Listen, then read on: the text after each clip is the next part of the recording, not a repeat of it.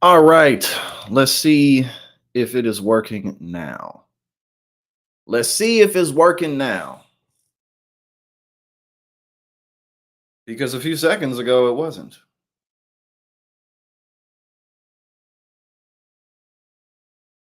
Okay, it looks like we back. Cause I'm sitting here staring at myself. You know what I'm saying? I'm sitting here staring at myself because we back in action. All right. Now we gonna go ahead and get into it.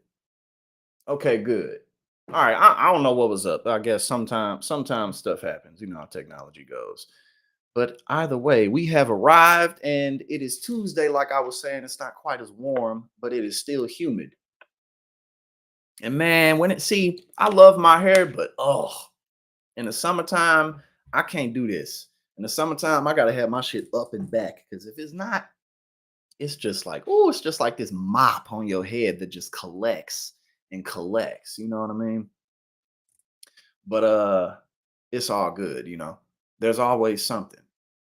So let's go ahead and just get into it because we have a couple things to discuss. We got Donald Trump apparently making a little bit of criticisms towards Netanyahu, but they're somewhat petty, but it's interesting to see, you know what I mean? Because Donald Trump, and two, I'm sure that y'all may have seen that he made some type of a comment where he was like, um, America's more racist towards white people than black people or something like that. You know, Donald Trump has an interesting way of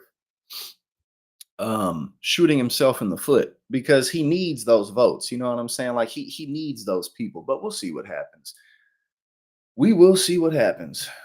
So let's go ahead and start off with what Donald Trump had to say about Netanyahu. Yes, indeed. It is a happy-go-lucky Tuesday. So let's see what he had to say. Give it a sec to load up. Mm-mm. All right. Trump comes down hard on Netanyahu. October 7th happened on his watch, which I guess is true, but let's see what he has to say. Former President Donald Trump came down hard on Israeli Prime Minister Benjamin Netanyahu in a new interview with Time, criticizing him directly for the October 7th terrorist attack and indirectly for Israel's presentation of its war against Hamas in the days since.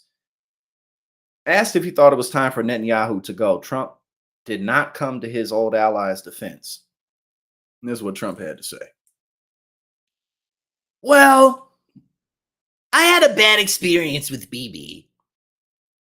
And it had to do with Qasem Soleimani, because as you probably know by now, he dropped out just before the attack, replied Trump. And I said, what's that all about? Because that was going to be a joint. That was going to be a joint. Okay. Because that was going to be a joint, and all of a sudden we were told that Israel was doing nothing. Or was not doing it. And I was not happy about that. That was something I never forgot. He's so petty. He's the king of petty. He's not even talking about anything, procedure-wise. He's not talking about policy. He's only saying Netanyahu told me no. That's all he's saying. See, that was something I never forgot. And it showed me something. I would say that what happened on the October 7th should have never happened. It happened on his watch. But didn't Donald Trump wasn't he just saying that if he was president, it never would have happened if he was in there? I'm pretty sure he said that. I'm pretty sure he did. He said, no, it happened on his watch, and I think it had a profound impact on him, despite everything. Because people said that shouldn't have happened. They have the most sophisticated equipment. Everything was there to stop that, said Trump. And a lot of people knew about it. Thousands and thousands of people knew about it, but Israel didn't know about it. And I think he's being blamed for that very strongly. Being blamed. And now you have the hostage situation. He's just babbling. Right, exactly. That's why I said Trump has this strange way of, it's like, he gets these wins and then he just screws it up for himself. You know what I'm saying? And that's not to say that the Biden administration doesn't have its own issues, but still, it's like, dude, Okay.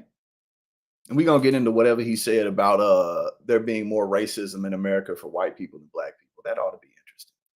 But yes, right now he's bragging about being further to the right than Netanyahu. Shortly after that, Trump was asked if he thought he could work better with Benny Gantz, one of Netanyahu's political rivals. I think Benny Gantz is good, but I'm not prepared to say that. Oh, well, I guess he's saying he's not prepared to say he would work with him over Netanyahu. I haven't spoken to him about it, but you but you have some very good people that I've gotten to know in Israel that could do a good job. Said Trump. And I will say this, Bibi Netanyahu rightfully has been criticized for what took place on October 7th. Trump also said that Israel has done one thing very badly: public relations. Well, they're doing other things very badly, but yeah, their public relations really isn't good. I mean, simply because you can't flip what's happening. I mean, Israel is not in imminent danger from Palestinian citizens.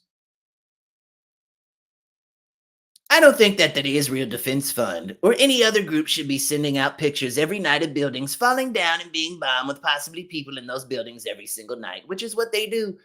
No, that's not their problem. That isn't their PR problem. Their PR problem is that they're just slaughtering Palestinians.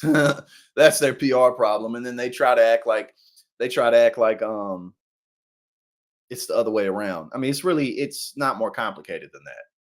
They keep talking about anti-Semitism. They keep talking about how Israel is under this massive threat, but really Benjamin Netanyahu is just a warmonger. Right, exactly. Trump don't know nothing about him. But yeah, no, Netanyahu's just a warmonger.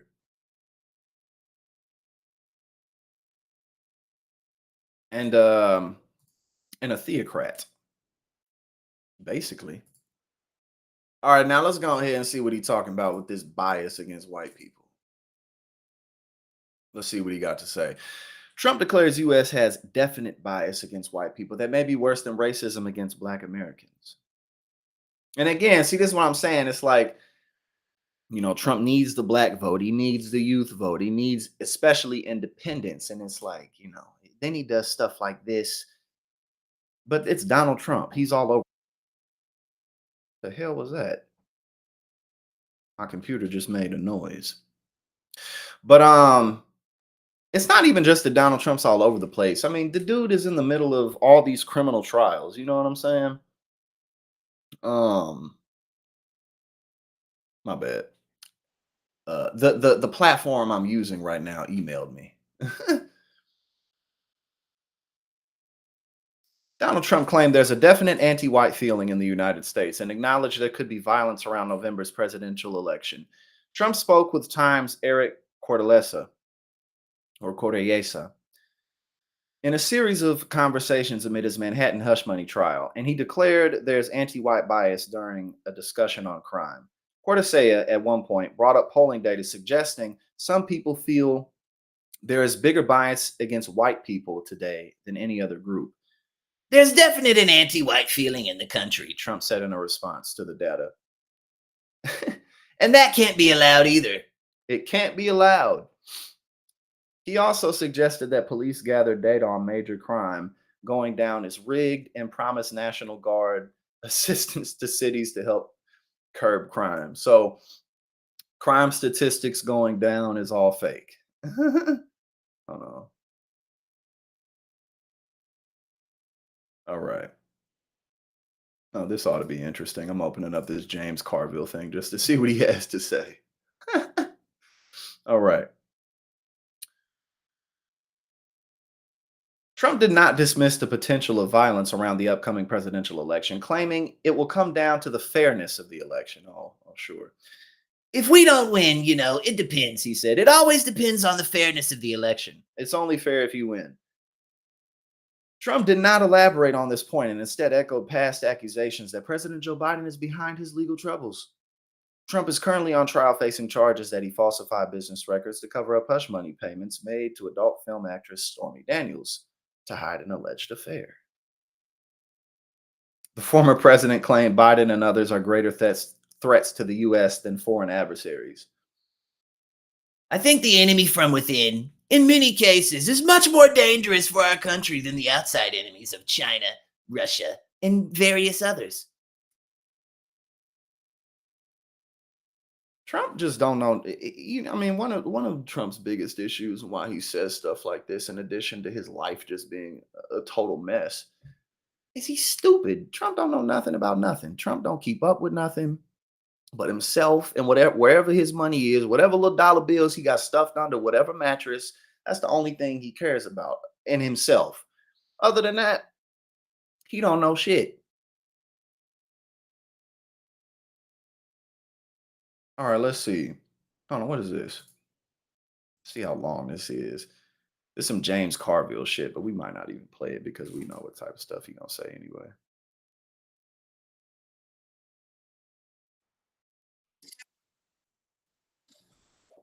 All right, here we go. Let's see what James Carville has to say about people who don't want to vote for Biden, specifically younger voters. Let's see what he has to say. What? Young voters are just not into this. It's two candidates.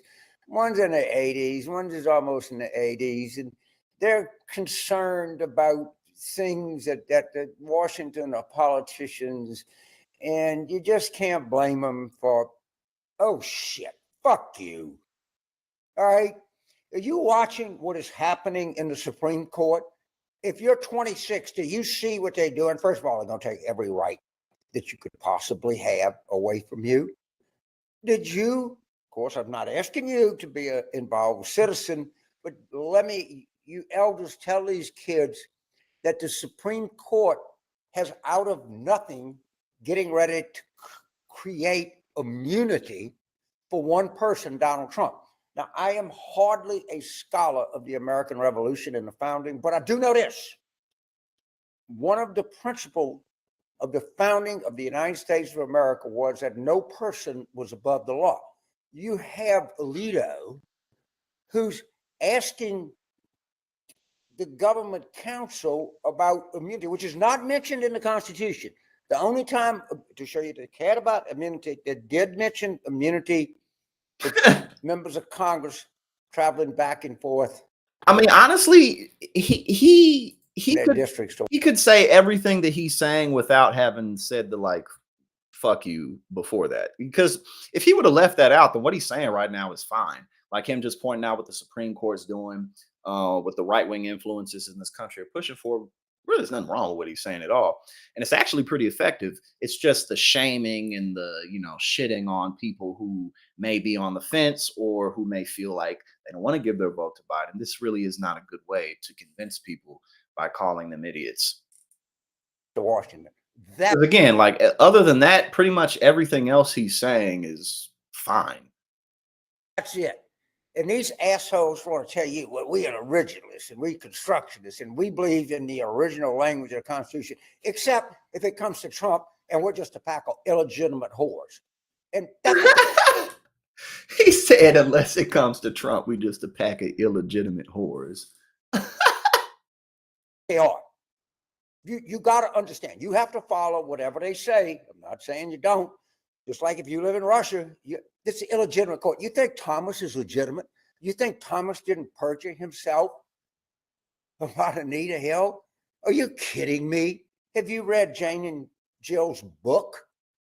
All right. He just sat there. Of course, if you're a third grader, you got to tell. You think Kavanaugh told the truth when this woman came out and said that he raped her? I mean, we pretty much got the gist of what he's saying.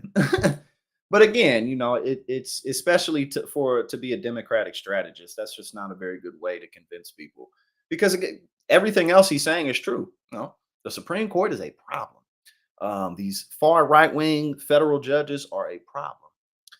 These red states that are filled with Republican politicians who, despite the polling data, despite states like Ohio and Kansas showing up to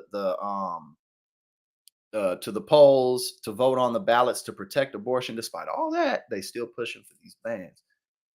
Yeah, 100%. But nah, man, that's not the way to go about it. But at the end of the day, I mean, the people that he's talking to, the group of people, a lot of them don't even know who James Carville is. Like, unless you're pretty steep into politics, then you probably don't know who he is anyway. It's if you're younger, you know what I'm saying? If you're older, you definitely know who he is, but not necessarily if you're one of the people who he's talking to in this video.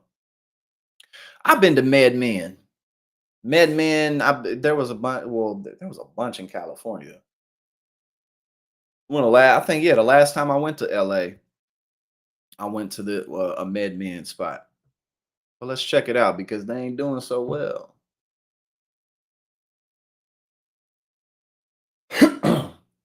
Mm. MedMen's spectacular collapse is complete. Just 6 years after earning a whopping $3 billion valuation, the one-time legal cannabis darling has declared bankruptcy. 6 years after an IPO that saw its valuation peak over $3 billion, cannabis retailer MedMen is worth next to nothing. Its bankruptcy petition, filed in California court late on Friday, is the nail in the coffin for what's been a stunning fall from grace for a company whose troubles speak to broader challenges in the legal cannabis industry.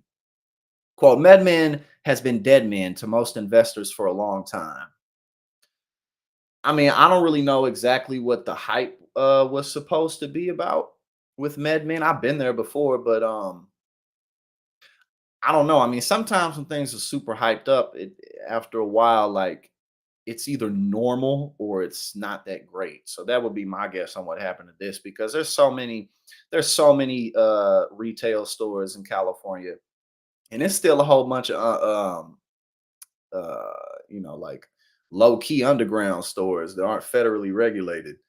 Well, now of course they're not federally regulated, but you know what I'm talking about. That are just more on the low. Like there's so many options for weed in California. So it kind of makes sense for one brand to not, yeah, especially if you're seeing like it's if it was overpriced. Because I think I do remember that too. Well, that makes sense then. You know, again, when you're in an oversaturated market, hype isn't gonna last that long. Y'all got MedMen in Washington, Ariola? Or are you talking about those like underground low key shops?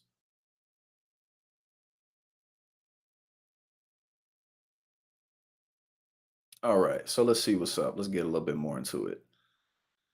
Um, MedMen has been dead man, and they said the world should have seen this coming, but not everybody did. MedMen was quick to enter the legal cannabis market once California legalized recreational cannabis in 2016. That's the year I moved to Jersey and the year Donald Trump became president. Initially hailed as the Apple Store of weed. Yeah, yeah. He's setting them expectations too high, and then people go in and it's just really expensive and whatever. Let's see. The Apple Store of Weed, MedMen retail stores incorporated sleek branding and a high-end design aesthetic.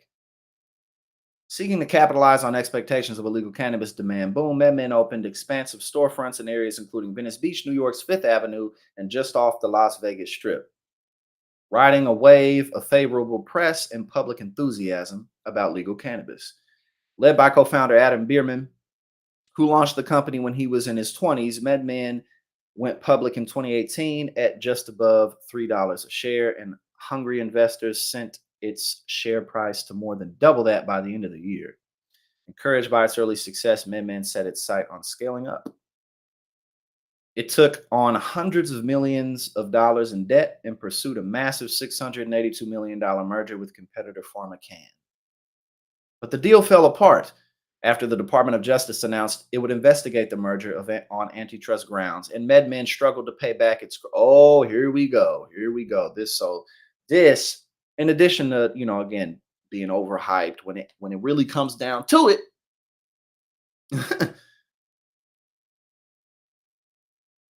Okay, so it says they struggled to pay back their creditors as the broader cannabis market soured and investors pulled back amid worries that hazardous vape cartridges would lead to more regulation in the cannabis market. Quote, they went public in 2018, and by the time we got to 2020, MedMen was in big trouble. They took on too much debt and kind of overpromised. Well, there you go. There you go.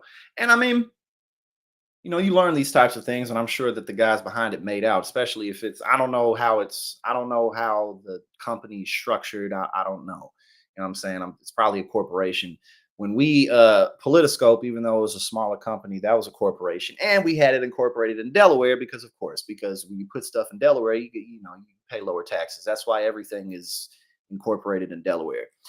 But we had our shit incorporated in Delaware, and one of the bigger issues that we faced in terms of why Politiscope is no longer around is it was too expensive. The market didn't really need everything that the product delivered. Like the product was kind of too broad and did too many things. You know what I'm saying? Like oftentimes when you're a startup company, especially especially tech, but any type of product that's sold that's not like entertainment, this is a form of entertainment. Anything that's not really a form of entertainment, that's like a solid product, you really want to start as simple as you can. You don't want people to think that you're going to give them all this stuff, because even if you can give them all that stuff, you're a new business, you're a new product. So consumers don't really want to think about too much. You know what I mean? Like you got to keep things simple. So that's definitely one of the biggest mistakes we made in terms of bringing the product out. And then ultimately it was too expensive. So that's a lot of what our issues were too. Medmen stock tanked throughout 2019, losing 92% of its value as the retailer struggled to keep up with high tax payments and compete with unlicensed sellers who undercut its prices. Yep, and there we go. See, again, like the market's just it's so big. The pandemic generated a boom in demand, though, giving MedMen and some other cannabis retailers a lifeline through 2020. Yeah, I can't even. I mean, unless you're already a big chain, I don't really even. What's the point of opening up more shops in Cal? Man, I am always blown away every time I go to California. One, because I mean, let's be serious. California is fucking awesome. Let's be serious. I love the East Coast. My life is out here. California is fucking. It's just great. The weather is amazing. Typically, and then you got kind of North Cali and Southern Cali are a bit different with like the landscapes and the climate. It's diverse. It's just cool. You got beaches. It's cool, man. The food is awesome. Food is great in LA too. Like I feel like in up here in the Northeast, like New York, Jersey, you get kind of more of that authentic food. You know what I'm saying? Like authentic Puerto Rican, authentic Caribbean, whatever. You get these big ass platters, but like in LA, you got like the fusion food going on. Like in LA, you got, man, some of the best food I've ever had is in LA, and it's like all fusion type of stuff. Fritz, we got Fritz in the building. What's going on? How you doing today? But yeah, no, man, California is great. I'm looking forward. I'll probably be there in a month or two because I'm gonna go on vacation with my girl, and that's probably where we're gonna go. We might go somewhere else, but we'll probably go to Cali, but we'll see. But all of that shit was going back to me basically just saying that man, I'm always blown away in Cali because it's like it don't matter where you at, you are 5 minutes away from a weed store. They're everywhere. Ultimately, though, hold up. Ultimately, though, it wasn't enough. At one point, MedMen operated 25 branches across the country, and that's another thing that can happen too. Expanding too quickly, which I'm sure was one of the biggest sources of their debt. You know what I'm saying? Yeah, I gotta go to Washington for sure. I haven't been to Washington yet, but I definitely want to go. One, because it's beautiful from what I can tell. It's a beautiful state.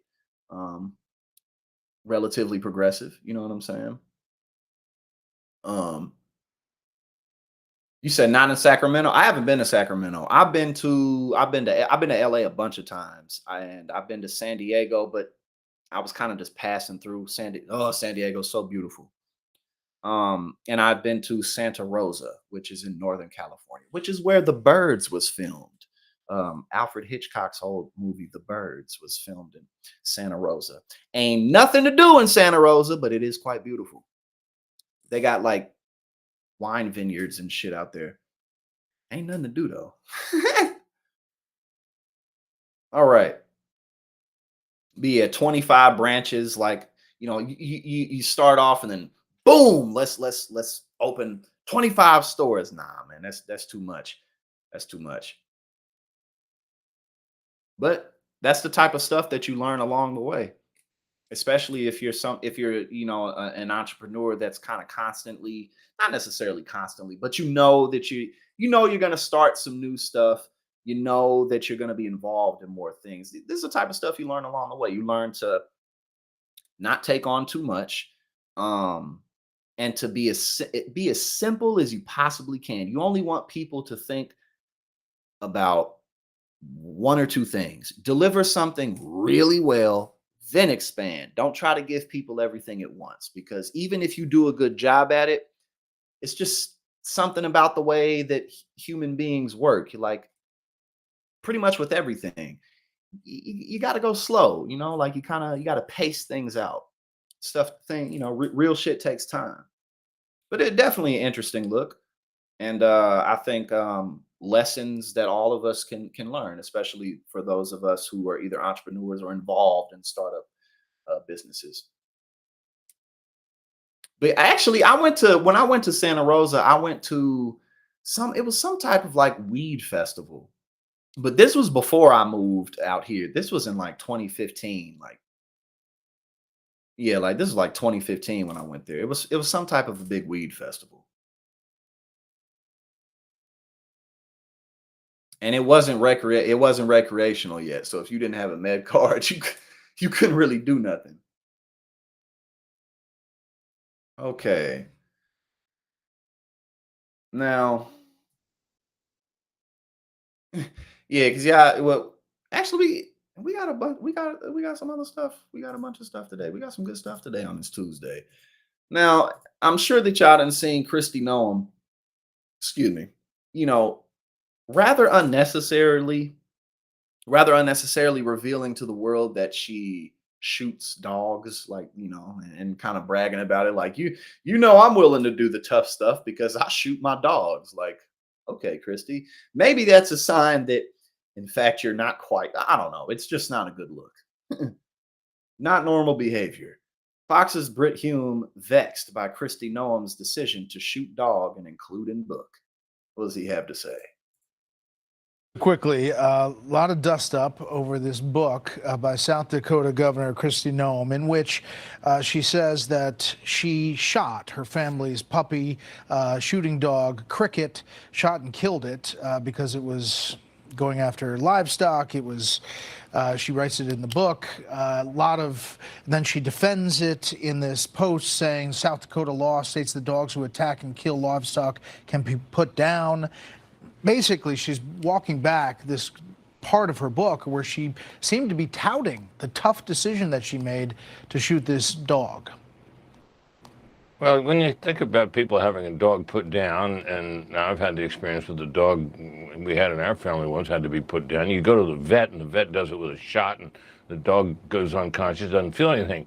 Not a lot of people I know of have gone out and executed their own dog, and I think a great many people in America look at I wouldn't be able to do that, man. I'm sorry, I wouldn't be able to do that. Like, I don't even have a dog right now, but no, I wouldn't. No, come on. That and think it's telling. I think it's damaging, Brett. I really do. Cruel dog. And also, it's kind of interesting to hear this from. Well, I don't know if it's interesting. I think a better way to say it is it's revealing that we're hearing this from Brit Hume, because it's like, yeah, pretty much anybody would hear that and be like, put down, and now I've had the experience with the dog we had in our family once had to be put down. You go to the vet, and the vet does. He reminds me of that droopy dog. What's that droopy dog from the Looney Tunes? I don't remember his name. But he talks like this, and he but I don't remember his name. It was a shot, and the dog goes. Yes, that is what they do in Old Yeller. Unconscious, doesn't feel anything. Not a lot of people I know of have gone out and executed their own dog, and I think a great many people in America look at that and think it's telling. I think it's damaging, Brett. I really do. Cruelty to animals or shooting your dog strikes people as not normal behavior by, they will probably imagine, a not normal person. Pretty cut and dry, straight to the point. Couldn't agree with you more. I'm still sitting there tripping off of that thing we watched with God, what's his? I just had his name on the tip of my tongue. You know what? That's why he ain't fucking relevant. James Carl. That's what I was thinking about. James Carr, the dude that we just the Democratic strategist.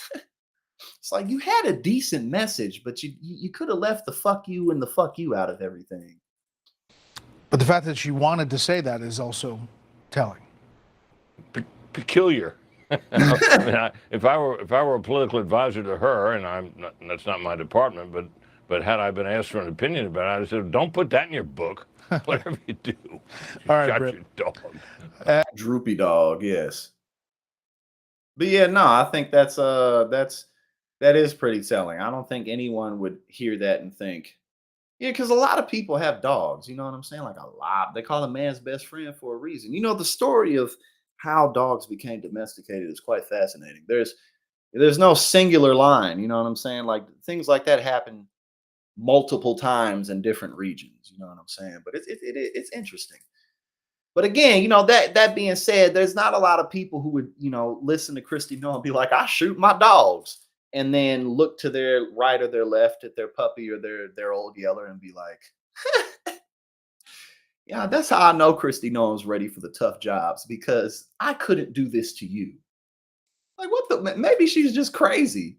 Maybe she's just a sociopath. I don't know, but she definitely could have kept that to herself. Now let's see what's up with this. U.S. Drug Control Agency will move to reclassify marijuana in a historic shift. Oh, so just legalize it, man. Just get it out. Just go ahead and do it in one foul swoop, man. Just get the shit done right away.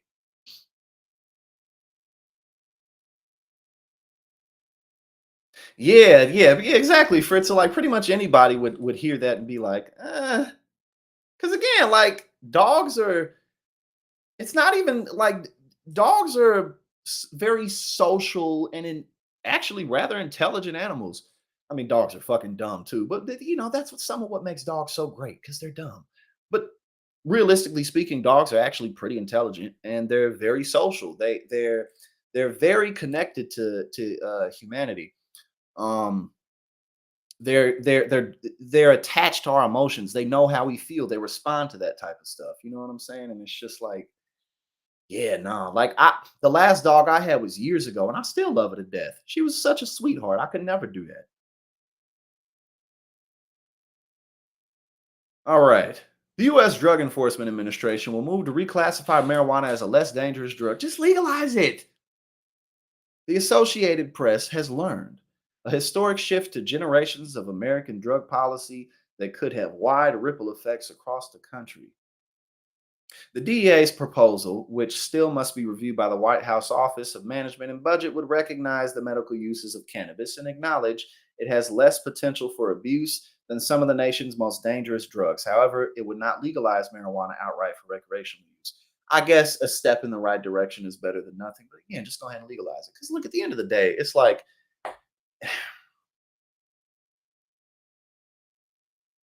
for instance, I haven't smoked weed in 3 days, and I'm fine. I'm just fine. Weed is really, it's really not that it's physically addictive. It just isn't. It's more of a psychological thing. It can help you. And in my experience, you know, like, and I smoke every day. I've been smoking every day, not cigarettes, marijuana. I smoke marijuana pretty much every day. But anytime I've had to not smoke, whether I got to get a job or I got to get a drug test for whatever it is, um, or I just, you know, I just can't get none because maybe my guys don't have any, or I can't afford it at the moment. You know, you might go through 2 or 3 days where you can't really sleep. But other than that, it's really not that you don't really notice anything. It's like your body really quickly adjusts to you not taking THC in versus other stuff. Um, versus, you know, other drugs that like will have you see, like alcohol, for instance. Like people who are alcoholics, when they're trying to quit that, they feel horrible. Or opioids, you know, like people, like their bodies convulse, they vomit, they have diarrhea, they go through hell when they stop that shit. But that's just not the case with weed. It's just not. You know, again, I ain't smoked. I smoked all day, every day. I haven't smoked in 3 days, and I'm fine. Like, I'm just fine. I'm not itching. I'm not going crazy. I'm having a little problem sleeping, but other than that, I'm cool. You feel me? It's not that big of a deal. And these people know this. They know this shit, man. Hold up. The agency's move confirmed to the AP on Tuesday by 5 people familiar with the matter who spoke on the condition of anonymity to discuss the sensitive regulatory review clears the last significant regulatory hurdle before the agency's biggest policy change in more than 50 years can take effect. What does it do? What would declassification do? Right, everybody's doing cocaine. That actually was not hard to stop doing at all, like at all. I have no problem stopping that at all, but I take Ritalin, which kind of does the same stuff. It's really the opioids, really, man, like depressants, opioids, and alcohol. That people be hooked on that, but people be hooked on crack. Man, people be hooked on all types of shit. But for whatever reason, I didn't have any issues quitting cocaine. I just didn't. Once OMB signs off, the DEA will take public comment on the plan to move marijuana from its current classification as a Schedule 1 drug, alongside heroin and LSD. LSD shouldn't be up there either. Heroin should be up there in terms of like, yo, this is dangerous. People shouldn't, but LSD, no, that definitely shouldn't be up there. But that's that hippie shit, like that's that 1960s, 1970s, like, oh, everybody's not everybody, but the hippies are taking the psychedelics and it's freeing their minds or whatever. It moves pot to Schedule 3 alongside ketamine and some anabolic steroids. Bro, ketamine can kill you. Ketamine can kill you if you do too much of it. And steroids, man, steroids be killing people left and right. And people, all like these like gym bros and stuff, man, steroids are dangerous, especially like the bodybuilders. Be like, they die at like 28, 29 from heart failure and stuff like that.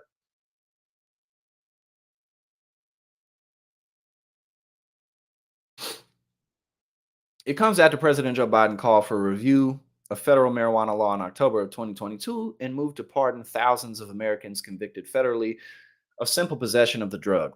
That is definitely 100% one of the best things that Biden has done while he's been in office. In my opinion, him getting out of Afghanistan was pretty boss. That was pretty boss because he just did it. We had been there for over 20 years and he did it. And to his critics, he said, shut up.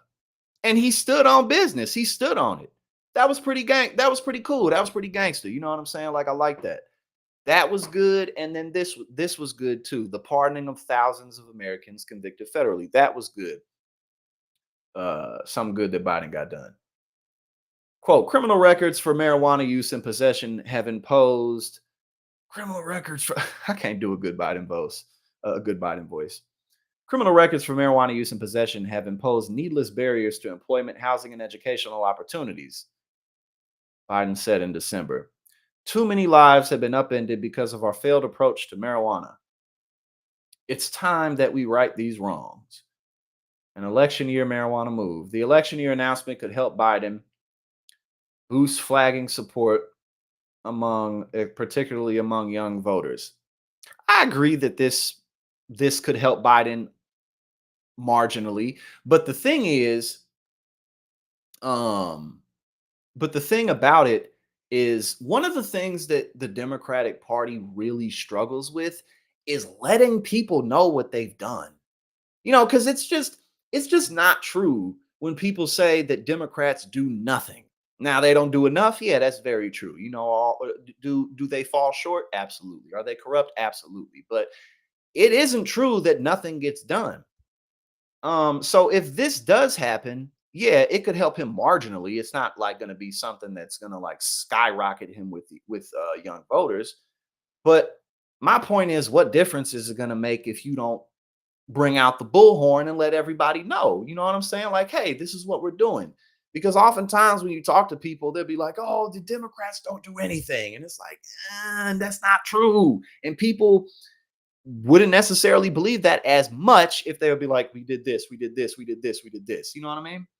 So I think that that's one of the Democrats' biggest flaws, which in a lot of ways comes down to just the overall culture of corruption. You know what I mean? Um, you kind of want to keep that stuff on the hush hush so that people don't want more.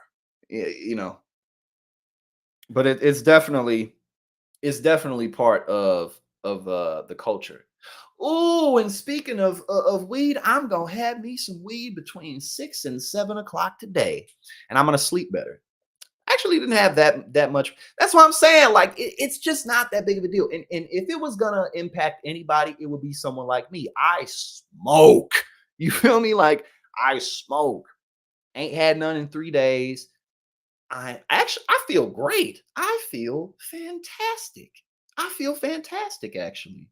And it's interesting how that works. Sometimes it's like you smoke weed all the time, and then for whatever reason you're forced to, or I don't know if forced is a good word, but for whatever reason you don't, and you actually feel pretty good. You know what I'm saying? Like I feel good. I feel clean. I'm alert. You know what I'm saying? I'm also on Ritalin right now, but yeah, no, man. Legalize it. But yeah, no, that was pretty much my general thoughts on, this being an election year. And it's like, yeah, but if you do it, you gotta let the people know. A Gallup poll last fall found 70% of adults support legalization, the highest level yet recorded by the polling firm, and more than double the roughly 30% who backed it in 2000. I also think that Democrats don't necessarily make that good of a pitch for legalizing it. Like Democratic politicians who are in office who want recreational marijuana, I think that yeah, no, facts. A break really helps. And again, like oftentimes when you take a break, you realize like, I don't really need to smoke as much as I was. And it can be good for you because now, like when I get my stuff later, yeah, I'm still gonna be smoking, but not as much. You feel me? Like now I'm like, uh, this was good. This was definitely good. But yeah, no, a lot and all, like the get out more in front. Don't just sell it on don't only sell it. To me, one of the strongest selling points of legalizing marijuana really isn't the potential health benefits. It's the money. Because that's the universal language. That's a language everybody can understand because we all need money.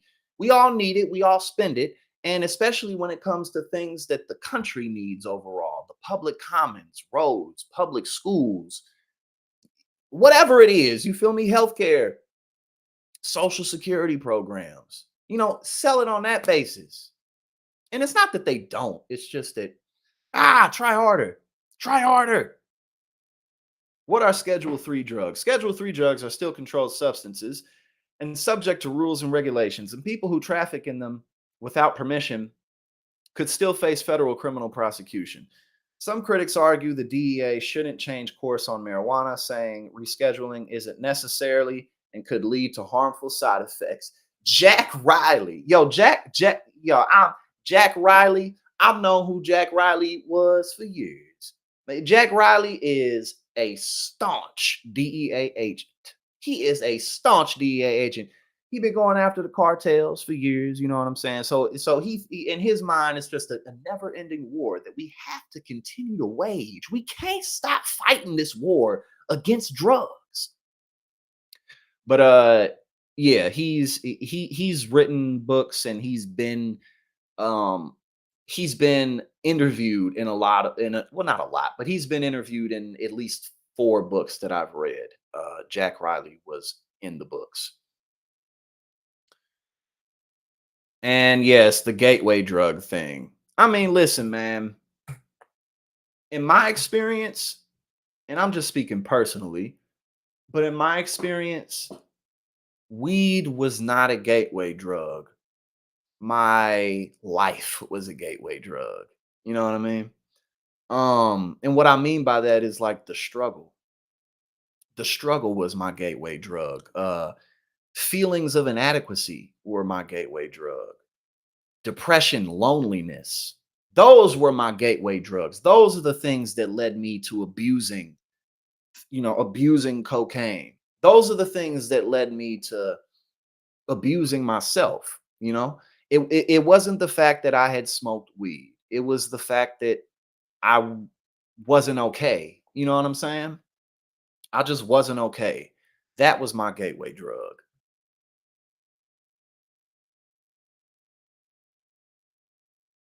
Federal drug policy has lagged behind many states in recent years, with 38 having already legalized medical marijuana and 24 legalizing its recreational use. That's helped fuel fast growth in the marijuana industry with an estimated worth of nearly $30 billion. Easing federal regulations could reduce the tax burden that can be 70% or more for businesses, according to industry groups.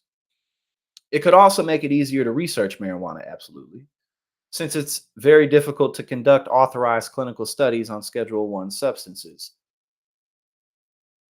But loosening restrictions could carry a host of unintended consequences in the drug war and beyond. Critics point out that as a Schedule 3 drug, marijuana would remain regulated by the DEA. That means the roughly 15,000 cannabis dispensaries in the U.S. would have to register with the DEA like regular pharmacies and fulfill strict reporting requirements. Something that they loathe to do and that the DEA is ill-equipped to handle. Then there's the United States international treaty obligations, chief among them the 1961 Single Convention on Narcotic Drugs, which requires the criminalization of cannabis. Well, there we go. I guess this is better than nothing. You know what I'm saying? Oh, we got Joe Lee's in the building. What's going on? How you doing, Joe Lee's? Good to have you here. 100% addiction, and that's what'll get you, what can help get you out of it when you finally internalize. And obviously, like, if you're really physically addicted on stuff, again, opioids are just a whole nother animal, man. Like people struggle so hard trying to quit that because it just grips you. But you have to realize that it's not going to fill that hole. It just won't. Especially when, your tolerance goes up, you need more and more. But yeah, no, marijuana was not the gateway drug. You know what I'm saying? It was my life. and I think that honestly, that's most people's gateway drug.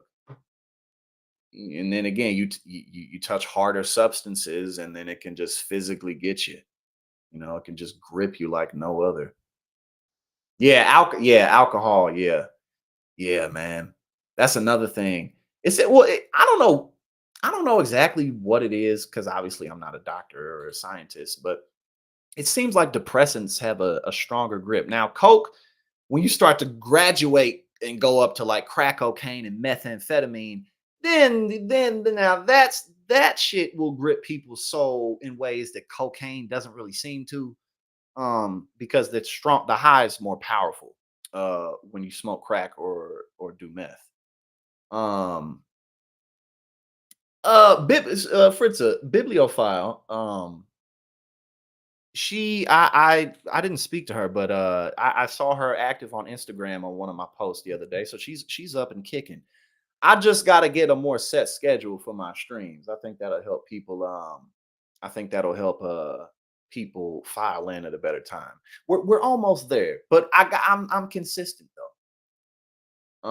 Yeah, Coke's too expensive. That's another thing that can weed people off of it too, because Coke's one of those things you don't want to do cheap cocaine. You want to pay top dollar for that shit for your own safety.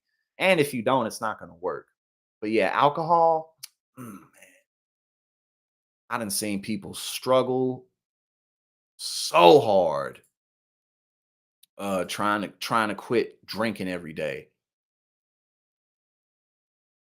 Alcohol killed my grandfather. I never knew him, but alcohol killed him when my dad was 18. Gin was his drink of choice. But my father was born in 1951. So his father You know, what led him to that alcohol? Being black in the early 1900s. Being black in the early 1900s led him to that bottle. My dad used to tell me stories about, man, we'll get into that another day. I'm the opposite of Areola. I don't like downers. I'm trying to be up. I'm trying to be up. You know what I'm saying? That's what I'm about. But I do like the smooth downness that good weed can give you. And I like a nice nightcap, you know, a little whiskey, a little nice IPA before I go to bed, you know. Something like that can help you get sleepy. But me personally, I don't like it. I like to be and it's kind of funny because I'm already like I'm already a person who's like super up. But I guess I want to be more up. I was up till 3:30 last night working, partly because I smoked it a few days. So like again, other than me just being harder for me to fall asleep, everything's fine. But I was up till 3:30 this morning getting a lot of work done. It was a very productive day.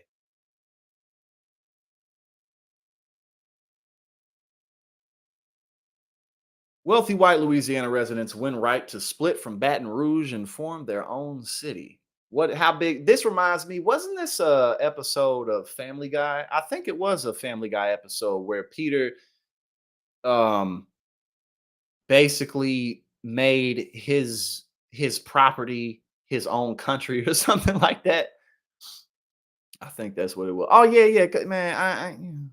Cocaine is great, but eventually it's not. At first it's awesome, but eventually it's not. That's why I don't do it no more. Never been about division. It's rather been a testament to the resilience and unity of our community. Throughout this entire process, we have listened to the voices of our residents, honoring. I love how we can just openly talk about these things together. One, because I mean, drugs are a part of life, but also two, for me personally, as my influence continues to grow and just my ability to make change continues to grow, one of my I know that drug and prison reform will be my main area of focus. Their aspirations. And it's healthy to talk about it like this because, you know, I mean, we're all people. We're human beings. You know what I'm saying?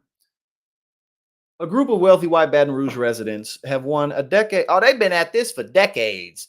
A decades-long battle to split from the majority black city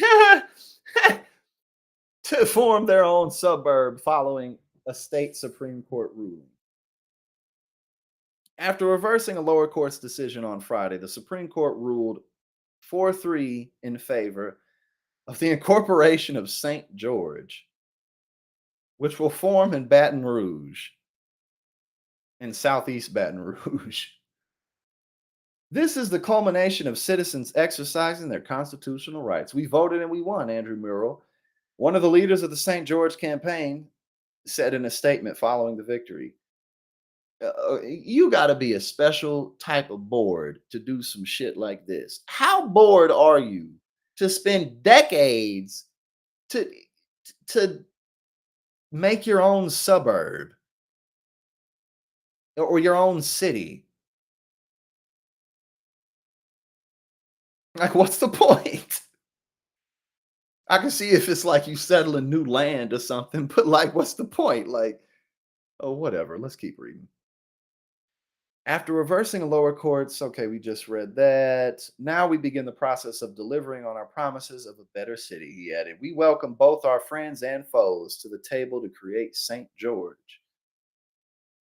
I mean, I guess they can. I mean, but I just like, why you can't just move somewhere else? Like, why the hell you can't just move to another suburb if it's really that big of a deal? Because you still surrounded by the same people that you were surrounded by before. Like, changing the name of the location you're in doesn't change the people who live around you. This is just silly. But hey, you know, I guess when hey, do what you want. Is this St. George?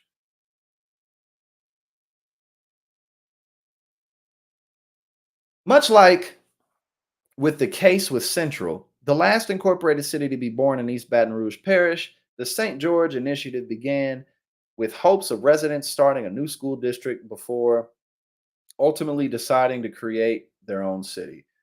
Although the St. George supporters failed to garner enough votes in 2015, 4 years later, the initiative won the election before it was stalled by a lengthy court battle.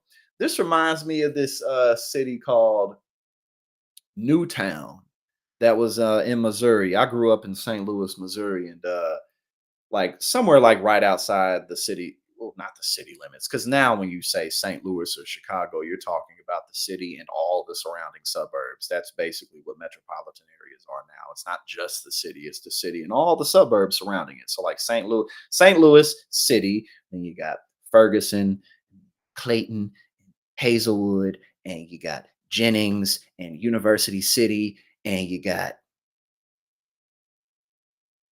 I haven't lived there in a while. There's more count. Ladue, you got Ladue, you got so many places there. Webster Groves, all of that is St. Louis.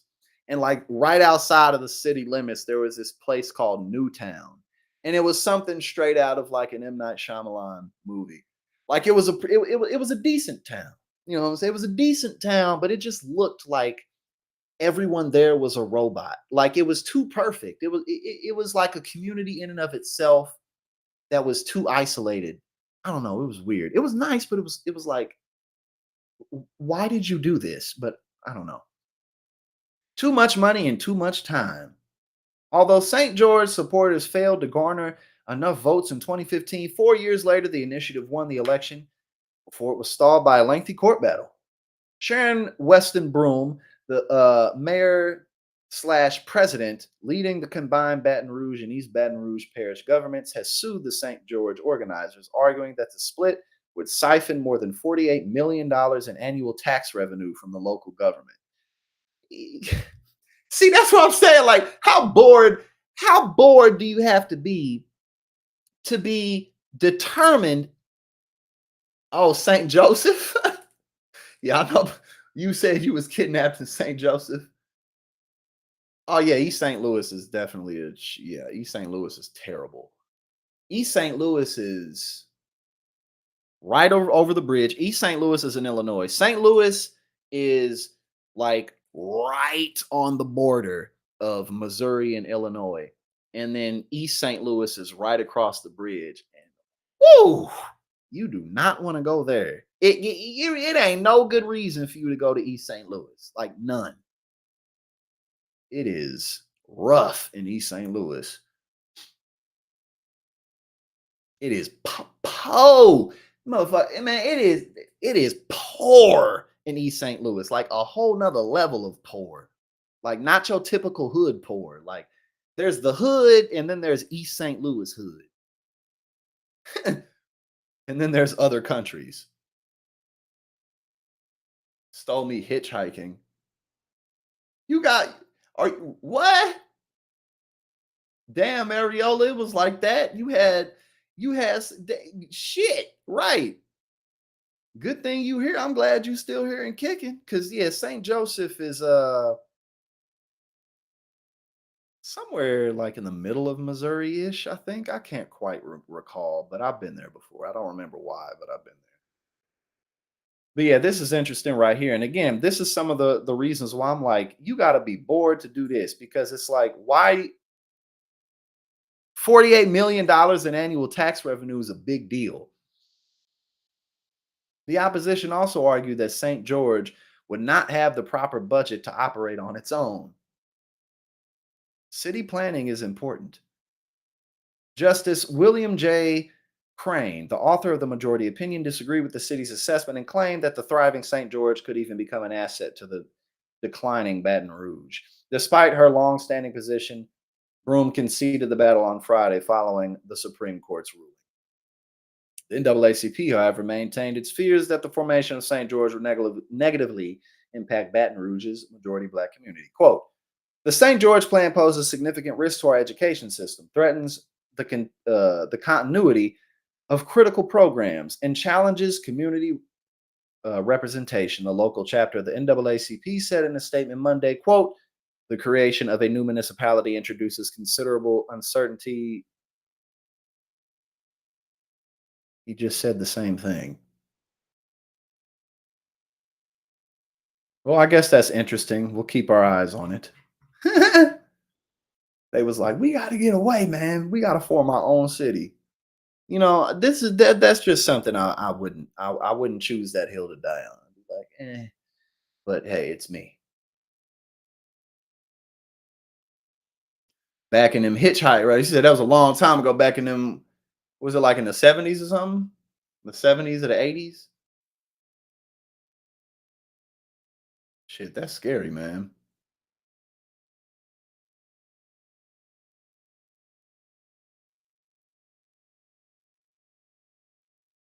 Mm-mm. All right. What? She was missing for a decade? Man, can you? I can only imagine if it's one thing if you weren't really that close to somebody, it would still be crazy. But I can only imagine what it would be like to think somebody's dead or think they're gone, having done everything you can to accept it and move on with your life, and then they're not. Man, that shit would be crazy.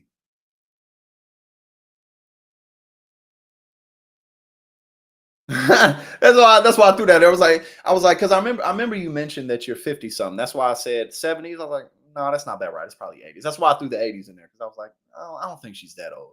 I was right. I was right. Okay. When a hot dog, has your life ever been saved by the most uncanny of things, by the most unlikely of things?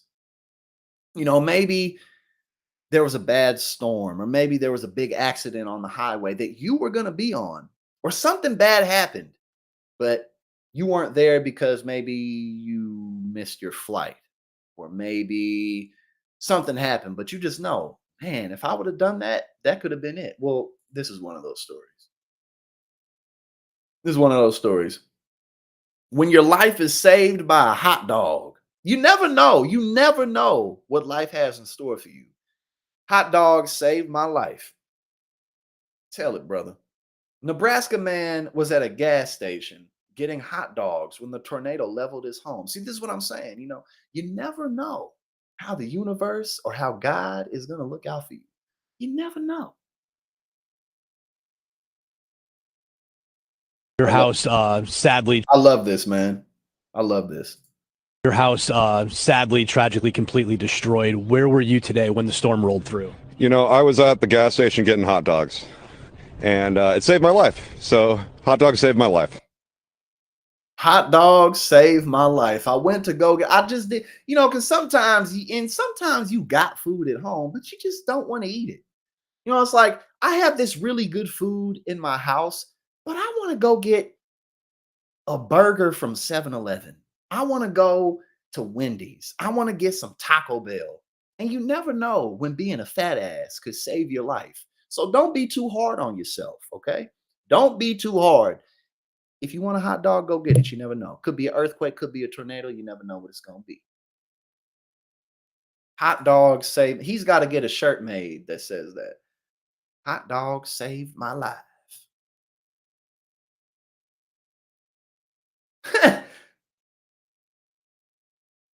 I didn't even see this. This study is officially an epic fail. Researchers say eating hot dogs could subtract time for your life. Well, apparently not. Apparently, you motherfuckers didn't do enough field research to back up those claims. You read too many books, but you didn't put it to the test. So you didn't know what you was talking about. So next time you want some Taco Bell, go get it. Just make sure your bills is paid. This man is my hero. He's my hero too. I saw that and I was like, I like this man. I've said the same thing on so many occasions. You never know, man. You never know when a double quarter pounder or a fish fillet is going to let you see another day. The Lord works in mysterious ways. Indeed, he does. Indeed, he does. Make this man a millionaire. Oscar Mayer. You know what? That is a fantastic idea. Some hot dog company, it could be Oscar Mayer. What's another one? The kosher hot dogs, stuff like that. One of y'all got to make this man rich, okay? Because he could be dead, but he could be the next Jared. Except, Jared with Subway minus all the, child, molestation and all that disgusting stuff that Jared was involved in. He could be Oscar Mayer's Jared. And it did rhyme. See, it did rhyme. What did I say? I said the next time you want some Taco Bell, I don't remember what I said. I said something about let you see another day, but it worked. Make him a millionaire. What's this? Bradley Cooper was completely mesmerized watching Lady Gaga sing Shallow during A Star is Born. I mean, we're not going to look at this. It just happened to be down there. Speaking of Lady Gaga, I'm interested in seeing The Joker 2. It is, again, in my opinion, The Joker with Joaquin Phoenix I thought it was really good. I thought it was a really good movie. Yes, I said fish fillet. I said you never know when Taco Bell. No. I said you never know when a double quarter pounder or a fish fillet is gonna let you see another day. That's what I said. That's what we got to do. That's another shirt. You know what I'm saying? We gonna have the shirts coming soon. We just jumped the gun a little bit too early. We wasn't quite ready for it, but we almost ready to get this merchandise popping, and that's gonna be one of them. If we remember. Okay, let's see. Oh yeah, The Joker 2.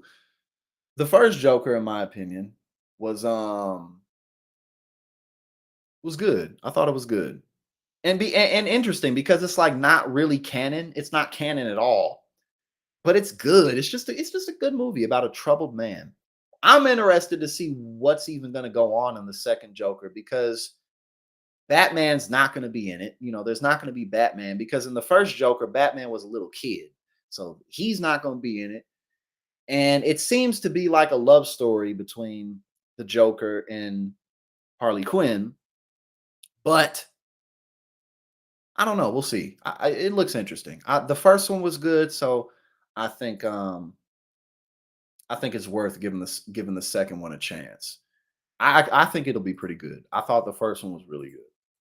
My favorite Batman movie is The Batman with Robert Pattinson, directed by Matt Reeves. I thought that movie was incredible. Beautifully captured the essence of The Dark Knight. The Dark Knight Returns, that was a good movie too with the Joker, but very different. Christopher Nolan and Matt Reeves' take on the Batman was very different. But long story short, I personally am looking forward to seeing the Joker 2.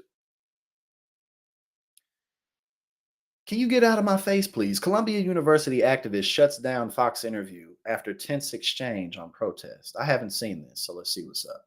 Standing out the gate, they shut down the campus. So we're just trying to, we saw some signs come out earlier today from some of the protests. Let me see if I'll talk to one. Hello, how are you doing? Hi, good, how are you? What's your name? My name's Liz. I wonder if anybody other than white Republican women date him, or if he's even interested in anybody other than white Republican women.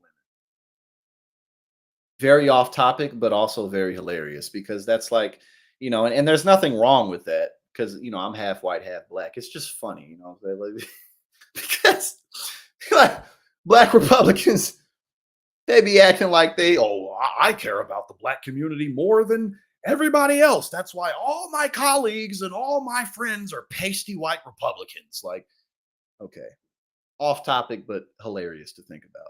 Lillian. It's nice to meet you. Why are you here today? I'm here in support of the students, and I think that it's really important that everyone who stands with Palestine and Gaza right now is also standing with these students who are, leading the way in the U.S. How do you feel about them taking over the building right now? I think that their cause is a just cause, and I hope that the administration really hears their demands. I think they're just demands. Do you feel like it was right to hold 3 of the janitor workers hostage inside of the building? I think that's a really false narrative. That's what the janitors are saying, that they weren't allowed to leave. I think that that's a really false narrative. Even if the janitors are saying that, you're saying that that's not true. Yeah, he does. He's too intense. He definitely is too intense. Like he seems uncomfortable. I don't know, but he kind of seems like he's uncomfortable. I think that it's a really false narrative that the students took. Oh, I'm half Irish. You know, like me, I'm half Irish. I got Dutch in me. I got a lot of Dutch. I got a lot of Dutch going on in there. I got a whole lot of Irish going on in there. So yeah. Anyone hostage. How do you feel about some of the Jewish students saying that they don't feel safe here on campus? I think that this is also a really false narrative that's being promoted. Do you think October 7th and the attack that happened is a false narrative? Do you believe that some of the women were raped? Colleague just came back. So this is what happened. Can you get out of my face, please? So this is what you see at these protests. Once you get into the nitty-gritty of what happened on October the 7th, the rape of women, what's happening there, they deny what happened. As you know, that is actually factual now, that the janitorial workers were blocked inside of the building. Yeah, I don't think he's really all that comfortable doing this, but whatever. Just something to watch. I hadn't seen that. Just looking up here. They did do the the Hunter Biden mock trial. Like if y'all don't go find something else to do.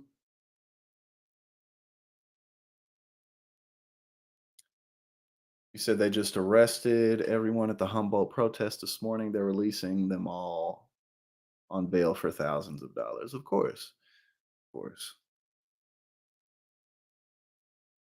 And again, it's like you can't spin the narrative at this point. It's like these people are protesting because it's not even just because of what's happening in Gaza. It's that we're supporting it, like the weapons and the aid and stuff like that versus what we could do here.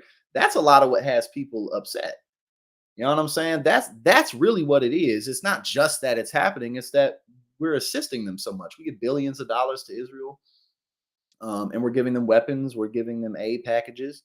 That's what they're protesting. They don't want our resources going to stuff like that. So it's.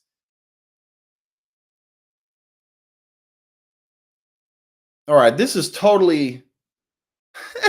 No, we don't need it. This is totally unrelated, but we're just gonna watch it. I have freckles too. You just can't really see them from this far away, but I have freckles too.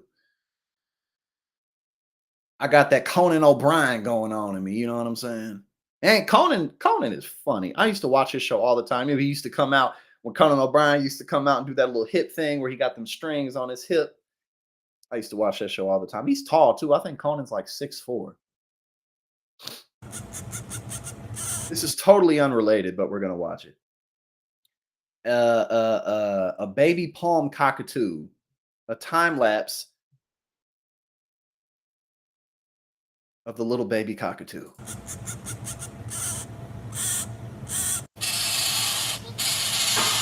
Oh God! It's screaming, "Feed me, motherfucker! I am hungry. Put some worms in my mouth."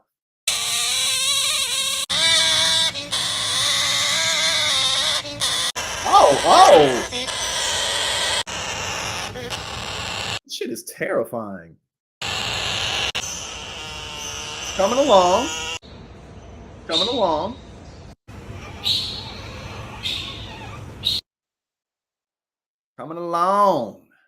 There we go.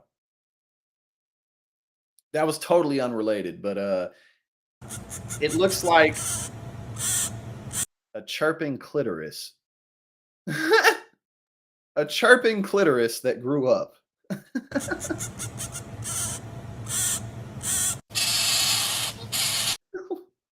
What is going on?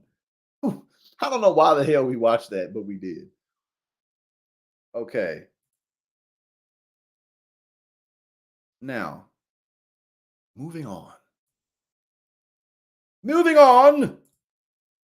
Totally possible.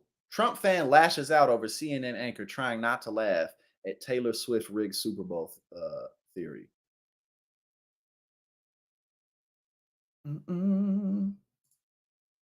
If you want to find out what's going on in the world just right now, today, what do you do? I check out different platforms that I feel that I can trust. One being Telegram. You said, Brandy said, I've never been treated kindly by a ginger. Well, hopefully Conan can help to shift those tides. Telegram is definitely one. Yeah. Yeah, right, exactly. I'm the one who played it. I'm sitting there wondering why in the hell we watching it. Like I didn't choose it, and like I didn't play it. We watching it because of me. Telegram is a platform first developed in Russia that has few rules, few moderators, and no fact checkers. They made their big rise to fame after the 2020 election. So explain that to us. Telegram gets big when Twitter and Facebook and even Google, like YouTube and stuff, were censoring a lot of information that they were calling misinformation. This is CNN Breaking News. All right, we got some more breaking news coming into the Situation Room right now. The president's Twitter account has been suspended. I feel like that's an insult to people to not be able to look at information and to discern it themselves. You're basically calling that person stupid. Joe says his Facebook account was banned for sharing a meme about. Yeah, I mean, you know, this is one of the things that kills me about American culture is, you know, part of our individualist way of going about things, you know, me, everything's about me, I'm the center of the universe, is it makes people think they can just choose the truth. You know, I like this better, so this works. Like, what do you mean? Like, why do people need to look at misinformation if it's about like something really serious, like what someone in office has done, or the realities of an illness, a virus, cancer, a disease? Why do people need to decipher what is right? No, it's the truth and not the truth, especially when it comes to things that are just black and white, like facts about what someone did while they were in office, what they signed, what they said. Like, it's just like, what are you talking about? Let people decide for themselves. Like this, yeah, that's points of view. You can decide your own point of view on things like dating. You know, you can have your own point of view on dating. You can have your own point of view on men, women, your own point of view on anything. But that's not the same thing as a fact. January 6th. I turned on my phone one day and all of a sudden it's been deactivated. How does that feel? It was horrible. I mean, we just look. You know, I didn't even mean to do it, but now we just sitting in here revealing the terrible experience that gingers have put us through. Interesting. I didn't know it would lead to this, but apparently we've all been done wrong by a ginger. I like Facebook. You know, I got social marketplace. You can do business. You can find things. So it's like being cut off of a part of life. You know, it's like, thanks a lot, Mark, or whoever's in charge. So what's a channel you follow on Telegram? If I want to see some of the news for today. My favorite one, it's called Patriot Memes. It's a lot of memes. Let's clear up a couple of myths. Not a woman, not a hero. Not a woman, that's the Bud Light person. Mm-hmm. Hi. Impressive carrying skills, right? Not a hero, George Floyd. Hey, Taylor. I visited Joe a couple of weeks before the Super Bowl. It was just as the conspiracy theory that Taylor Swift was helping rig the game to help Biden started circulating online. It was one of the first things that popped up on Joe's feed. Let's go to something that's like news, though. Yeah. So this is Look, listen. Intelligence is not universal. Some people really are just not bright. Now, that doesn't make, you know, I mean, you can be not that bright and not be like this. You know what I'm saying? But this is just stupid. This is just dumb. From Benny Johnson. By now, everyone knows Taylor Swift is a government psyop, and this is exactly why corporate media is having a meltdown about it. You don't believe Taylor Swift is a government psyop? I don't know what to believe about Taylor Swift. Well, no, you do believe that. What are you talking about? Yes, you do believe that. That's why you're defending this type of information. I don't really know. You don't know. You're not intelligent enough to put those dots together that she probably is not a government psyop. Well, I don't know. Like, God, these people are stupid. But it's good to keep your mind open. Could she be? Could she not be? Oh, keep your mind. No, this is not open-mindedness. This is just stupidity. That's not open-mindedness. Again, points of view are open-mindedness. Maybe maybe one year you think that people who don't do traditional relationships, oh, you're just weird. And then like some time passes and you don't see it that way anymore. You see like, oh, well, different things work, different strokes for different folks. But not like the open-mindedness is, oh. Now she's dating a Pfizer and Bud Light agent in the NFL because we're a few weeks from the Super Bowl. Yeah. And they're seeking the endorsement from Taylor Swift. They are, yeah. Biden administration. And then, who's going to win the Super Bowl? But you don't think the Super Bowl is Who's rigged? going to sing it? Do you think the I think football's rigged, yeah. Okay. There's a CNN clip in here. Watch, CNN has a meltdown. And again, it's like they always say stuff like, well, let people choose. Like, clearly we know what you believe. It's all the stupid nonsense. That's what you believe. Otherwise, you wouldn't be defending the right for people to see this.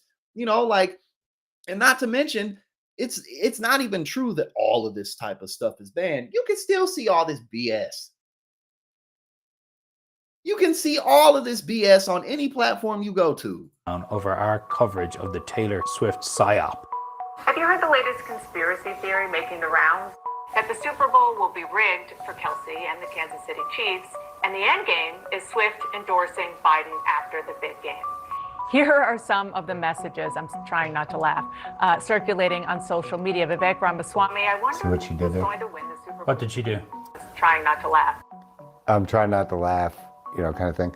So why isn't it okay to take that in and to let it register and think about it for a minute? Could that be possible?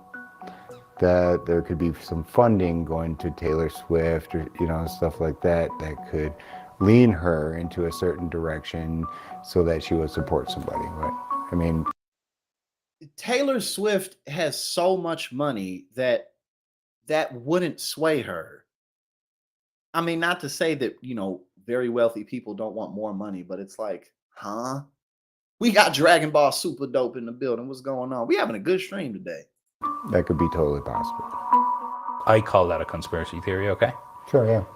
What I find most difficult to believe about the Taylor Swift, Travis Kelce Super Bowl conspiracy theory is that you think the Democrats could be so organized to pull all this Very off. organized.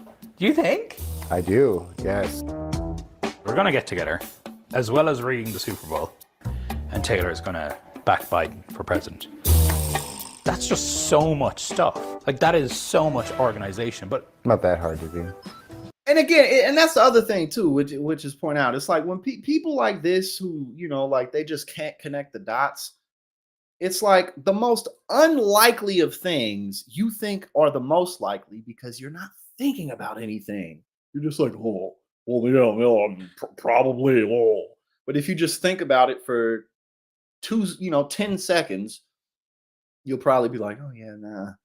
Seems like this would probably take a lot of effort to get done, All right, moving on up. Moving on up or on down, whichever one you want to, however you want to put it. Trump tells Time magazine what he will do if he wins 2024. Build camps and use the military to deal with migrants and and let states monitor pregnancies. Oh God.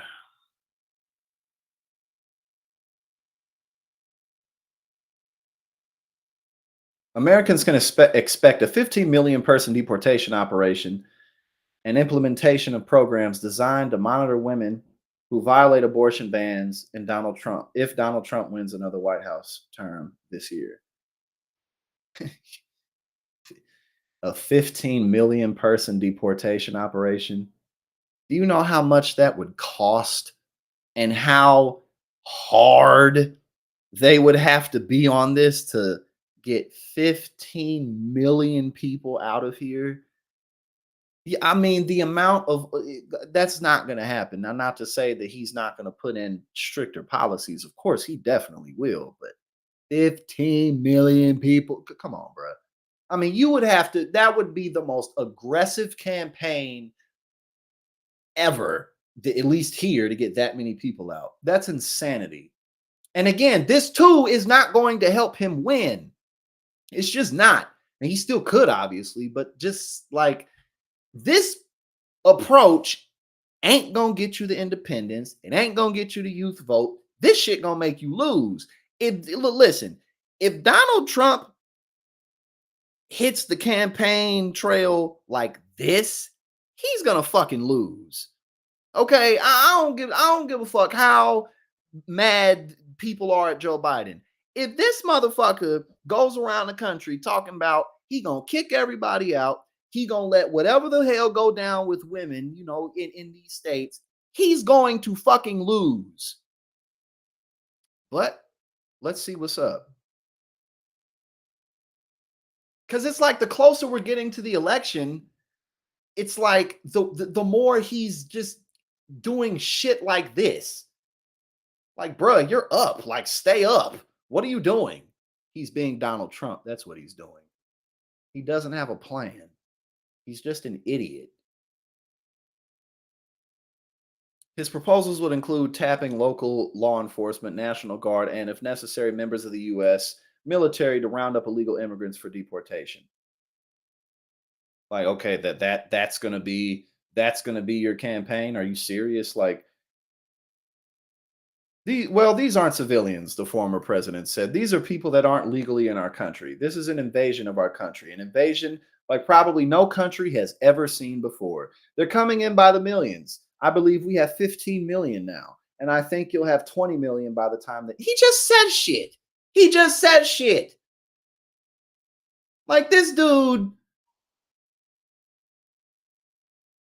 And again, I could be wrong, but again, that's all predicated on if this is what he goes to the nation with, like, listen, everybody, I'm going to make your lives worse.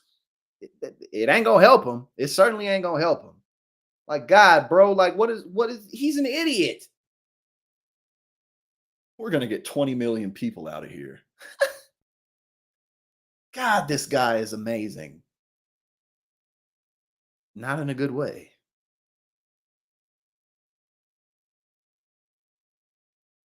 He also said it isn't likely he would have to house these migrants in detention camps because he plans to deport them swiftly. You're just going to get 15 million people out here just like that. Just like that.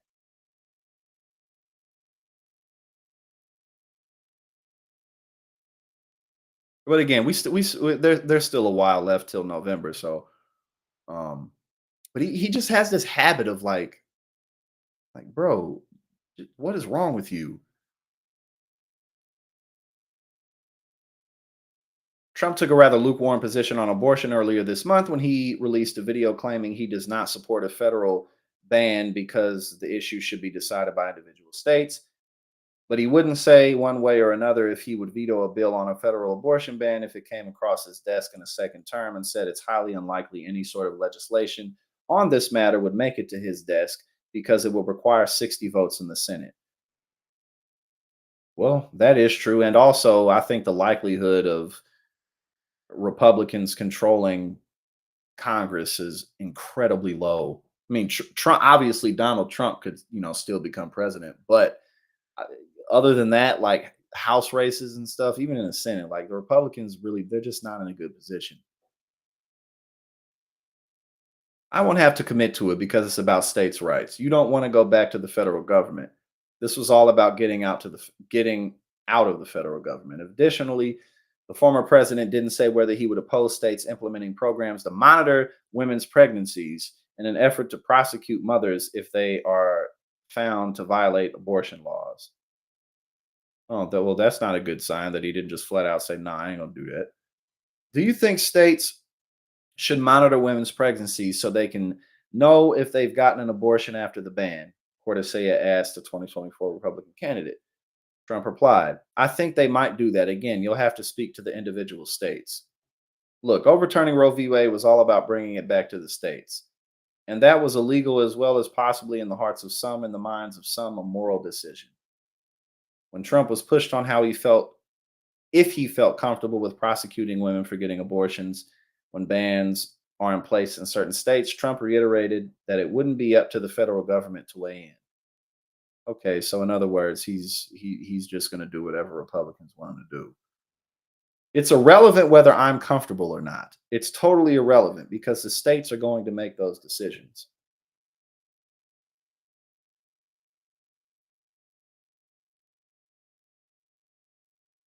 We already watched this video of him talking about it being left up to the states.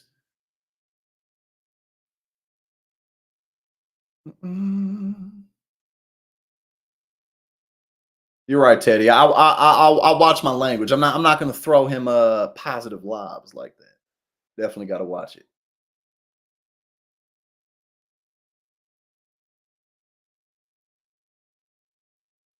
All right. Well, there's really not that much else new going on in here, other than making it harder for women and immigrants. Okay, now we're gonna get into.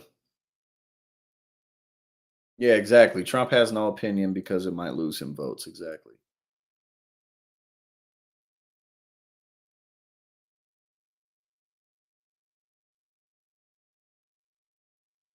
"19 shocking industry secrets customers aren't supposed to know." Let's get into it. Let's figure out what the sauce is. I'm a daycare teacher. We are highly advised against telling parents about their kids' milestones, like first steps, words, etc., at our center. We know it would likely cause the parents to feel negative emotions, and we know the child will do it again soon. It's a very special moment, and we want the parents to experience it as authentically as possible. Uh, I don't really have an opinion on that one way or another. It makes sense to me, but I don't necessarily think that it happens everywhere. But I don't know. But that makes sense to me. I work for a major U.S. brewery, and we have one beer that we put into two separate cans. One of them is a premium beverage, one of the most popular in the U.S., top 5, and the other is an economy beer. It's the same stuff. That's not surprising at all. Get a couple extra dollars. Yeah, no, that's not surprising at all. And with a lot of the time, you really can't tell the difference unless you're like, unless you're, yeah. First again, I think that makes sense to me. That makes sense. That you would kind of hold that off because they'll do it again. I can see that. Be oftentimes with beers, especially if it's like a hoppy one that's real hoppy. They kind of all taste the same. I mean, there's subtle differences, but yeah, no, not your mind could easily play tricks on you. Be like, oh yes, this one is a little different, but it's the same. 3, I worked in insurance, and we're not allowed to tell you if you overpay on your insurance deductible, copay, or coinsurance, which is a credit on your account. If you don't know, then you won't ask for a refund. Steal their money. Steal the customer's money and don't let them know because everything's about us. I worked at a fancy hotel and was out front to greet people and assist upon arrival. We weren't allowed to say welcome back to guests. This rule was in place to protect those who decided to bring another spouse, partner, and mistress, etc., day after day to the hotel during their stay. I get that, but I could see how a lot of people wouldn't necessarily follow that rule. It depends on where you're at, but I get why people would do that because you could probably get sued for like. I mean, not that you necessarily would win that case, but you probably could sue a hotel for being like, "Oh, my life came down because something like that." Right, exactly. Like Budweiser and Bush. It's like, you're drinking it and it's like, oh yeah, this is totally different, but it's not. Some casinos stop paging people over the loudspeaker for this. Hold on, what? Okay, so I guess this is the same reason up here. Some people stop paging people over the loudspeaker in the casinos for the same reason. Prior, they would usually say something along the lines of, "Ben Smith, your ride is waiting at the entrance." Apparently, this public notification caused problems in relationships where both parties were gambling covertly without informing their partners. They typically both gamble in different areas, so they didn't see each other and sometimes brought their respective romantic interests. I can see that too, just in terms of liability issues, but also people get addicted to gambling. Our product warranty is as long as it is because we know it will fail after the warranty. We'll give you a warranty, but you'll never be able to collect it. I worked in retail management for many years, and can confirm that the average consumer has a second grade understanding of math. Black Friday sales are not really sales. If any item, if an item costs $30 normally, they will run a promotion that is three for $90. And people will come in droves to buy out a product that isn't actually discounted. If- yeah, definitely true. I've worked in retail before. I've worked on Black Fridays and stuff like that, but that makes sense. It's fucked up, but well, it's not really even fucked up either. It's just sales. And to the hype of it all, the idea that you're getting stuff lower. If a shirt is $20 and is normally buy one, get one 50% off, so $60, $60 total for 4 units. The Black Friday sale will buy three, get one free, which is still $60. When I was in retail maintenance, I wasn't allowed to let managers see the bill. That was for corporate eyes only. My theory was that if they knew how much I was making to change a light bulb, they would quit and do that instead. Or maybe they would be good employees and change the light bulb themselves, thus increasing the company's liability. The tricks to the trade. We learning all the tricks to the trade. In my country, there are two main distributors of the products my employer sells.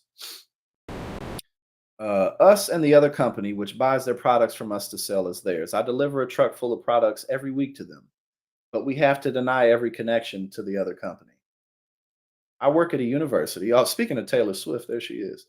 I work at a university, and we're heavily discouraged from telling students to drop out. We're also discouraged from telling them to change majors if it's going to make them take longer to graduate. The second one really bothers me. I used to work for an adult live streaming site. A lot of women would complain that they weren't getting enough traffic. It's because we would curate the front page and put certain women at the top. We were told to do this for women with large social media followings or who worked for agencies that we had partnerships with. A woman could also get her stream pushed to the bottom of the list for a load of reasons too, like looks, bad camera quality, bad Wi-Fi connection, etc.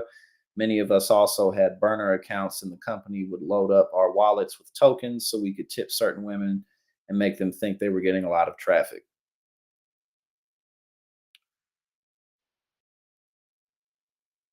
I mean, I think that that's how that will work regardless, because they're trying to get traffic, they're trying to get views, so they're gonna put people up who they feel are gonna get that site the most traffic. So I don't. I would think that pretty much everything works like that. If you're not doing it yourself, or if you're not like with a, if you don't have like a manager that's just helping you like on a platform like OnlyFans or Fansly or something like that. But I mean, if it wasn't like this, then I don't know. I don't really see how it could be anything other than this. If it's gonna work, you know what I'm saying? I used to work for a med tech startup, writing an algorithm to detect if someone had passed away. Since we were not allowed to proclaim someone dead, we would notify the healthcare workers that the person in question was showing unusual inactivity. Mm.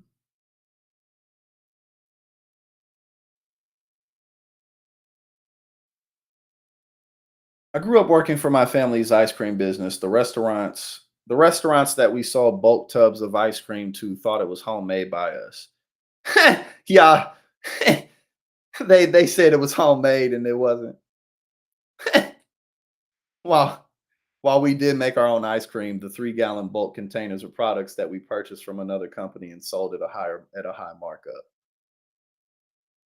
I think that's likely something that restaurants of all kinds do for sure. Oh, for sure, absolutely.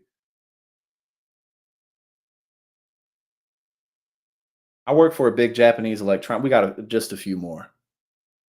I worked for a big Japanese electronics manufacturer in a call center back in the early 90s.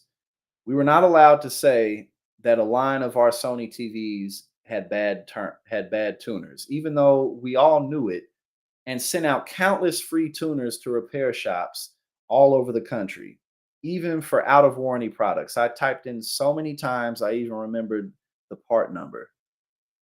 Just giving people useless items. I worked at a historic penitentiary in Philadelphia. At the bottom of the children's At the bottom, what? At the bottom of the children's waiver in fine print, it states that there are cell blocks that have not been abated for asbestos and that the old lead paint leaves a film of dust on everything. I got written up for pointing this out to a pregnant woman. That's nice. Isn't that nice? Well, they're in prison, so who cares? Fuck it. And again, I'm somebody who, look, if you're a violent offender, I think you should be in prison at least for a while.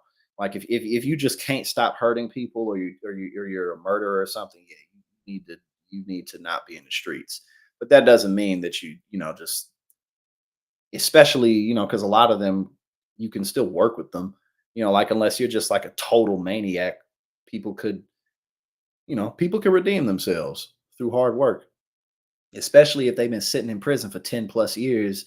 If, you know what I'm saying? Like, nobody wants to do that shit. So this is just wrong. This is fucked up. I'm a lab technician and we cannot tell a patient that they might be dying. It's not as evil as it seems. Many patients get the results personally through us. There's a law that dictates that lab technicians are not qualified to make a diagnosis or prognosis.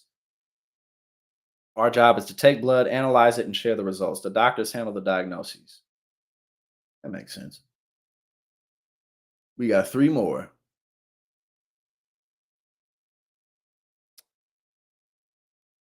All right.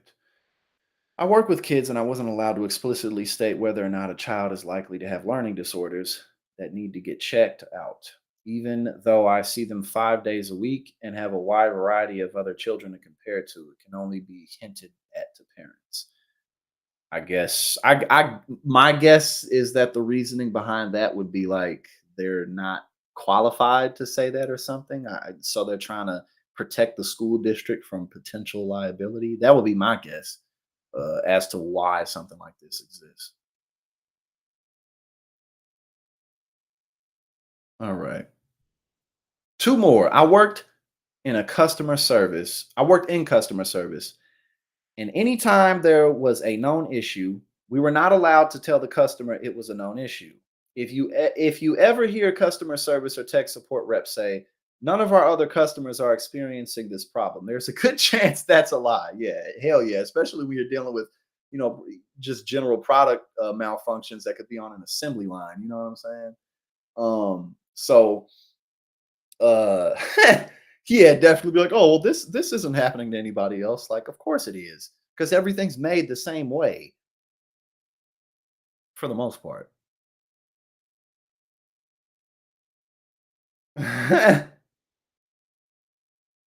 And finally, this is the last one. I was in charge of all the keys for a Navy base, signing them out to and such. There were probably around 300 keys for the whole base, and every single one of them was the exact same key. when they, I mean, I guess that's an issue, but at the same time, whatever base this is, I'm certain is heavily guarded with plenty of weapons. So, I mean, I don't really know how big of a deal this really is. I mean, I guess it's a little lazy, but again, like unless you have um the credentials to even be on this base, you know what I'm saying? Um then what difference does it really make? Because if you try to run up in an army base, a navy base, they gonna kill you. Oh, I'm just gonna run up in here and do my no, you ain't. But yeah, there we go. The 19, where was that? 19 industry secrets they don't want you to know. Oh, we got Mara. We got Mara. It's all good. It's all good. We had a fun stream today. It was very fun. A long one, too. We didn't have 2 long streams. And tomorrow we're going to do another mental health segment, but we're going to be talking about King George III. And I got to get some more stuff together for that. But no, I had a great time with y'all today. We had great conversations. It was upbeat. I appreciate all of y'all. And we're growing. You know, things really are going well. Things are picking up. And I truly believe that the closer that we get to November, the more things are going to pick up. So let's keep at it. You know, I promise y'all that I'm going to keep doing my best. I'm going to keep on putting in the effort, not just to do more work here, but also to become a better person. You know, I really want to continue to put in the effort to be a more impactful leader, a more thoughtful, compassionate, empathetic individual. And, you know, I think I'm excited about the future. I'm definitely yes, and watch No Men Beyond This Point. I still need to watch it. What is on Netflix, or is this or HBO, or what? I got so many. I got that. I got Disney Plus. I got Amazon Prime. I got that too. But look, listen. Thank y'all so much for the constant support. It really truly means the world. I wouldn't be able to do none of this if it wasn't for y'all. So I will see you tomorrow. Y'all have a fantastic rest